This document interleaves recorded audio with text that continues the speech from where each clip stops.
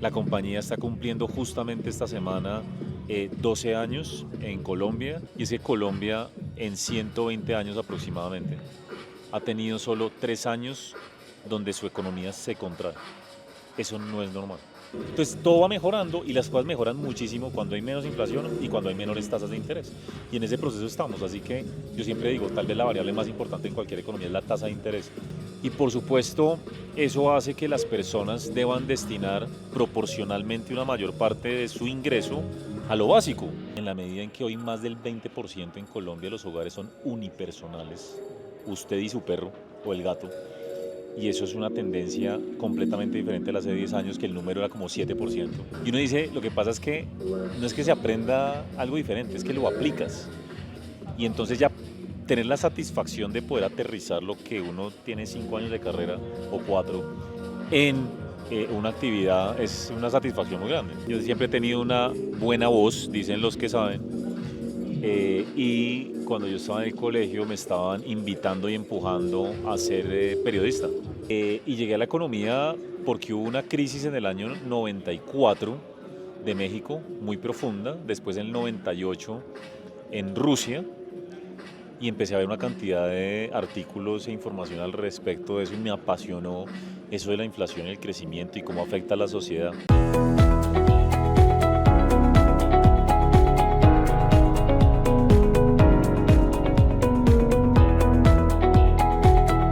C-Level. Negocios que importan. Líderes que inspiran. Comunidad C-Level, nos encontramos con un invitado muy especial, Daniel Velandia, economista jefe de Credit Corp Capital. Bueno, Daniel, bienvenido a Revista C-Level y por supuesto un saludo a todos los seguidores de esta transmisión. Han estado bastante pendientes porque pues hoy estamos hablando de cómo invertir en finanzas personales y usted hoy dio cátedra de eso y mucho más. Bienvenido a Revista C-Level. Muchas gracias por la invitación, un placer poder conversar de estos temas. Bueno, lo primero que me dejó inquietado es, bueno, no inquietado, sino es más como persuadido. Y es que ustedes llevan más de 150 años en el mercado. Cuéntenos cómo empezó esta empresa y en qué momento están, porque en el día a día, en los periódicos, en los medios, escuchamos muchas empresas que suben, que bajan, pero muy pocas veces conocemos empresas que tengan una trayectoria marcable y a veces se nos olvida remarcar eso. Entonces cuéntenos un poco, Daniel, cómo nacieron, con qué misión nacieron y en qué momento están. Bueno, la verdad es que Credit Corp Capital hace parte del grupo financiero Credit Corp, que tiene efectivamente cerca de 150 años. Es el grupo financiero más grande del Perú. Muchas veces me preguntan, ¿compara el grupo financiero Credit Corp con alguien en Colombia? Bueno, pues podríamos decir que es algo como el grupo Aval, en términos del tamaño dentro de la economía peruana. Es una compañía muy grande con cerca de 40.000 empleados, listada en la bolsa de Nueva York, que vale más de 10.000 millones de dólares actualmente. El grupo tiene varias compañías, una de esas es Credit Corp Capital. La compañía nace como resultado de la fusión de 3 empresas, una colombiana, una chilena y una peruana, para asesorar financieramente a las familias, a las empresas y en general a todo tipo de inversionistas. La compañía está cumpliendo justamente esta semana 12 años en Colombia, pero insisto, es la fusión de varias compañías que tenían más de 30 años de trayectoria. De hecho, la compañía peruana, pues 150 años. Así que ahí nosotros nos dedicamos a asesorar financieramente a todo tipo de clientes inversionistas, y la fase en la que los encontramos en ese sentido es de expansión. Apenas llevamos entonces 12 años de vida. Estamos presentes en Chile, Perú, Colombia, Panamá, Estados Unidos y México. Y en general tenemos clientes en casi todos los países de Latinoamérica y en algunos de Europa. Seguimos creciendo, las oportunidades, la verdad que en el mercado financiero son infinitas, por supuesto, pues con muchos retos por el comportamiento de la economía, los temas políticos, pero digamos que en el mundo financiero los riesgos siempre están presentes. Me gusta eso que usted dice porque habló mucho de volatilidad. Está en todo lado y es más como cómo podemos anticipar ciertas cosas sin perder el control, ¿no? Un poco estoico ese pensamiento, pero creo que va justamente al corazón de las personas que están formándose en temas de finanzas y que han seguido de primera mano Educativa, que ahorita pues es una plataforma para los interesados donde pueden expandir sus conocimientos, temas de finanzas personales, cómo invertir, hay calculadoras, hay herramientas para justamente apoyar ese fortalecimiento, ese músculo pedagógico. Y bueno, contarles que estamos en el TIVA Connect 2024, se transmitió, entonces cualquier cosa que quieran revivir, pues lo pueden hacer en línea. Daniel, yo acá estaba tomando apunte muy juicioso de lo que usted estaba hablando, y una de las cosas que más me inquietó ahora sí, es el tema de consumo, porque ustedes hablaron mucho de, bueno, qué patrones de consumo podrán favorecer la proyección económica. ¿Cómo usted percibe este ambiente? El consumidor colombiano ahorita está dejando de comprar ciertos artículos de lujo para pasar a sobrevivir comprando el día a día en cadenas de supermercado que se han vuelto mucho más accesibles. Ese panorama podrá cambiar. Yo escuché que usted está un poco optimista y me gustaría compartir ese optimismo justamente para todos los C-Level y todos los emprendedores que van a ver esta entrevista. Yo creo que en general una familia promedio en Colombia o un consumidor promedio en Colombia ya enfrentando alrededor de año y medio de una situación financiera más apretada. ¿Por qué? Básicamente por la alta inflación. Estamos hablando de que una inflación que en Colombia habrá promediado antes de pandemia 3,5%, en el año 2022 llegó a más del 13%, números que no veíamos en más o menos 20 años, los últimos 20 años en Colombia, poco más. El año pasado todavía, al cierre del año, estamos al 9%. Y por supuesto, eso hace que las personas deban destinar proporcionalmente una mayor parte de su ingreso a lo básico. Entonces empieza uno a ver cómo el gasto en servicios públicos, arriendo, transporte, se lleva casi todo en contextos de inflación muy alta. Yo soy un poco más constructivo, digamos que optimista relativo, porque al final el relativo es porque uno se compara con lo que viene pasando. Entonces yo creo que frente al último año, lo que se viene en los próximos meses va a ser mejor. La inflación ya está por debajo del 7%, sigue siendo extraordinariamente alta, pero va en esa senda de ir cayendo el próximo año probablemente por debajo del 4%, y eso va liberando el ingreso a las familias, que lleva 2 años consumiendo lo básico porque no alcanza para lo demás, además porque el crédito estaba muy caro o está muy caro, y empieza a haber un alivio por menor inflación y porque ahora puede tomar crédito un poco más barato. Fíjese el ejemplo simple del sector hipotecario. Las tasas hipotecarias llegaron a estar al 20% el año pasado, con eso es casi imposible acceder a una vivienda. Y hoy por hoy ya hay varios bancos que se han acordado llevar la tasa incluso por debajo del 10%. Y ahí eso es una mejora. Por ejemplo, estaba viendo hoy, perdón que lo interrumpo, por ejemplo, de crowdfunding. Ahorita hay modelos que están intentando como Correcto. darle la tangente a lo que está pasando hoy en el sector. Entonces todo va mejorando y las cosas mejoran muchísimo cuando hay menos inflación y cuando hay menores tasas de interés. Y en ese proceso estamos, así que yo siempre digo, tal vez la variable más importante en cualquier economía es la tasa de interés. Estaba en 13.25 la del Banco de la República, del Banco Central, hoy está en 10.75, una bajada importante, y eso debería llegar a 6% el próximo año. Entonces claramente va a haber una mejora. Lo que pasa es que en términos de patrones de consumo eso ha cambiado tanto. Más que tesis, empieza a haber ya investigaciones, y yo pongo mi ejemplo. Yo no tengo hijos. Después de pandemia, después de la crisis financiera del 2008 que impactó al mundo también, uno empieza a cuestionarse muchas cosas, las guerras. La pregunta es uno para qué no ahorra, sino acumula. Para mí son dos conceptos completamente diferentes. El ahorrar es importante porque usted necesita tener claridad o algo en caso se quede sin trabajo, se enferme o llegue la vejez, y tener esa vejez asegurada. Pero una cosa muy diferente es acumular. A veces algunos clientes me miran mal, pero los de mayor edad, y es que se encargan de acumular simplemente para que lo disfruten sus hijos y sus nietos, Claro, inclusive sus nueras y sus yernos. Sí, ¿no? de acuerdo.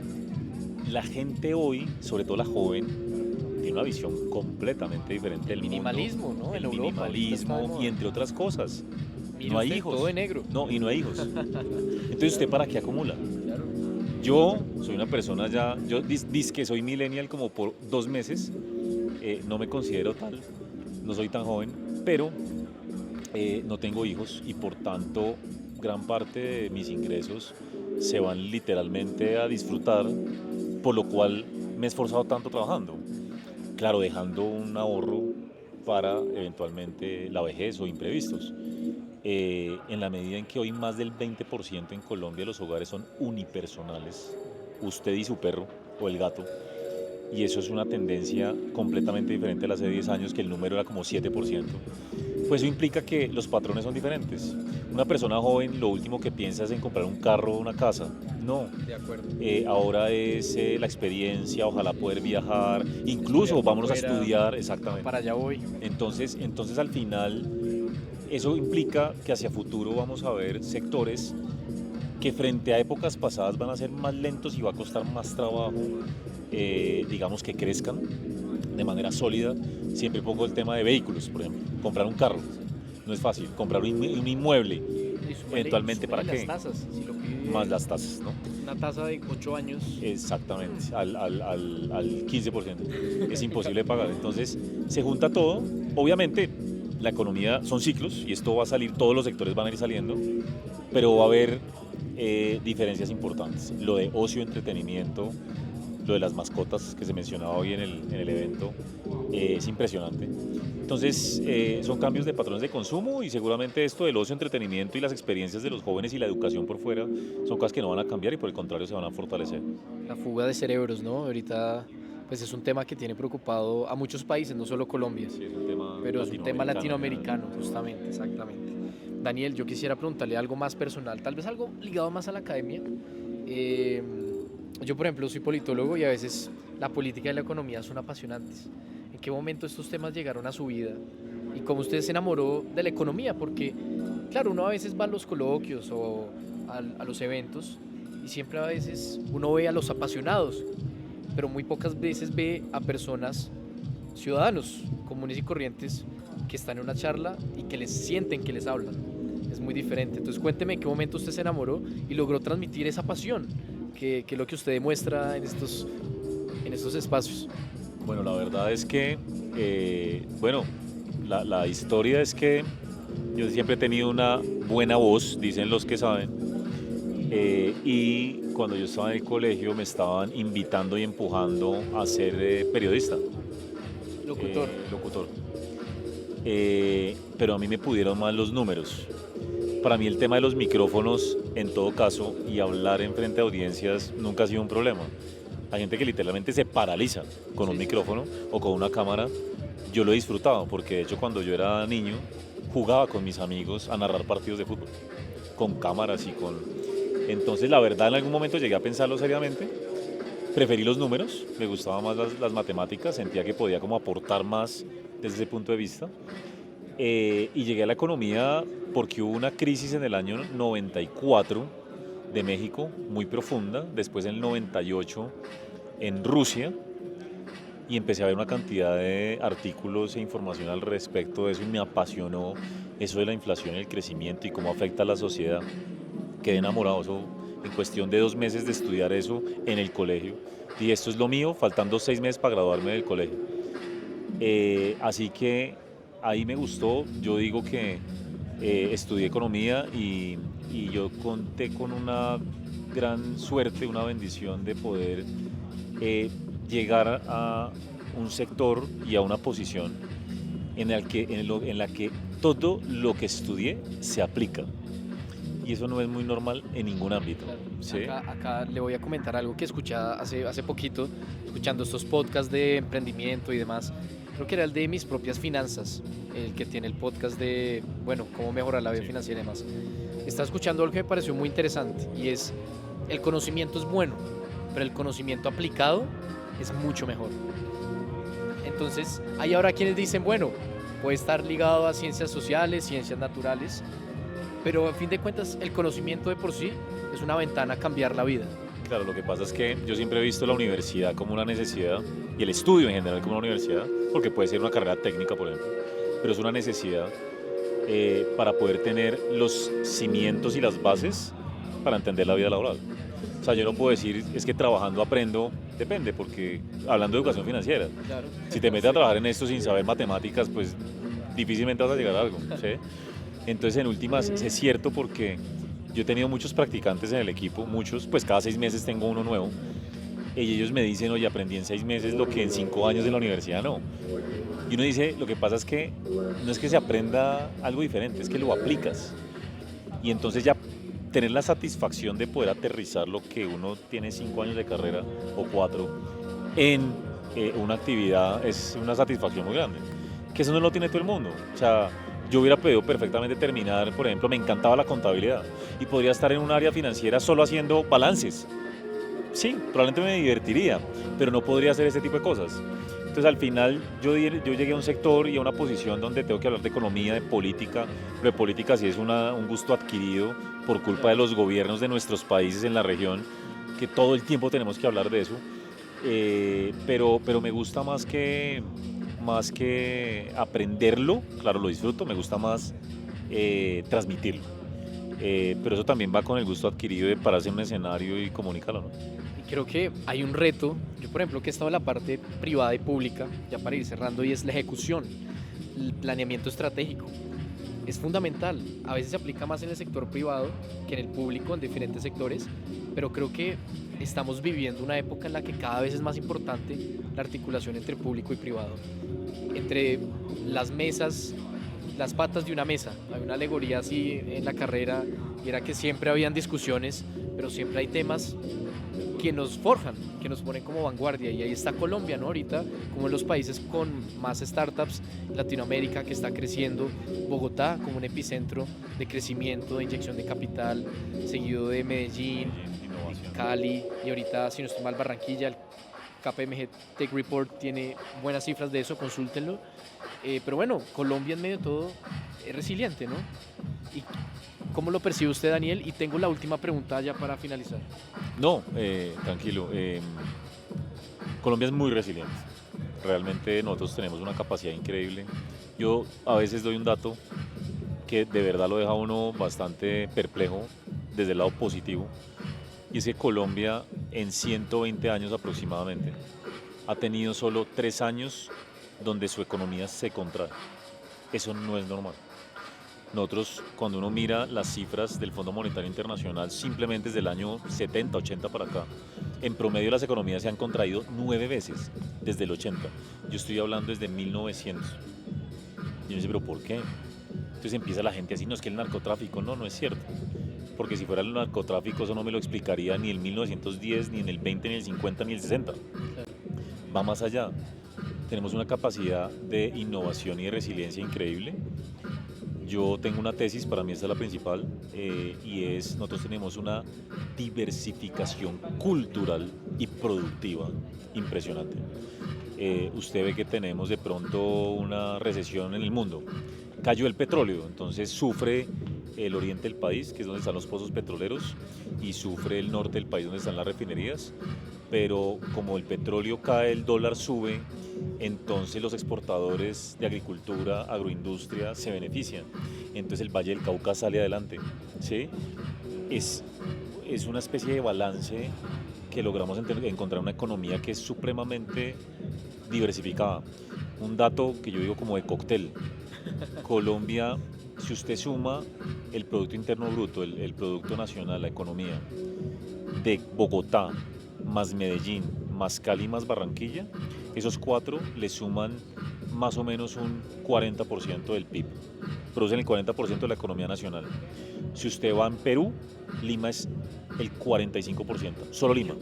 Santiago el 40%, y Buenos Aires y área metropolitana como el 55%. Entonces eso le demuestra que nosotros no somos Bogotá, que el país no son 2 ciudades, no, es un montón de ciudades grandes e intermedias, cada una con unas ventajas diferentes, y por eso hablamos de Medellín con ciertas ventajas, Bogotá con otras, Barranquilla como un hub, una cosa impresionante de comercio, ahorita. La Guajira, entonces allá puede ser tema de energía eólica y demás. Entonces, yo creo que es eso. Yo soy muy optimista con el país y creo que, pues como todos los países, porque no es solamente Colombia, vamos a estar permanentemente con incertidumbre, temas políticos y demás. Pero usted dijo una cosa que es muy importante, yo la quiero resaltar. Hoy más que nunca en Colombia nos estamos dando cuenta de la importancia de articular el trabajo privado con el público. Fíjense solamente con esta discusión de las inversiones forzosas, que yo creo que ya todo el mundo lo tiene claro, ¿sí? Si las cosas no se articulan ordenadamente entre el gobierno y sus propuestas, que pues por lo demás tienen todo el derecho de tener propuestas, pero no lo articulan correctamente con el sector privado, las cosas pueden salir muy mal, Claro. ¿sí? Para todo el mundo, Claro, no para claro. ciertas, ¿no? Sí. Entonces yo creo que es muy importante eso de articular siempre, porque ni el sector público puede ir solo, ni el privado puede ir solo, y es una relación realmente pues clave. Daniel, para finalizar, la pregunta más difícil de todas.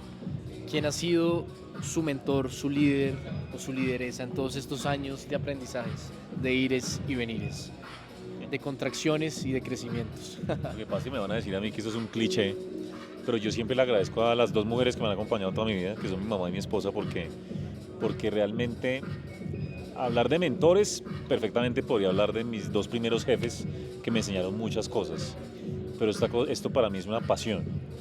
Y a mí me preguntan, pero ¿cómo haces para saber tanto? Literalmente, aparte de que estudié pues 2 carreras, bueno, lo que sea, leyendo y leyendo y leyendo y en comunicación permanente con clientes, inversionistas y empresarios y gobierno. Esa es la única manera de aprender y lo disfruto enormemente.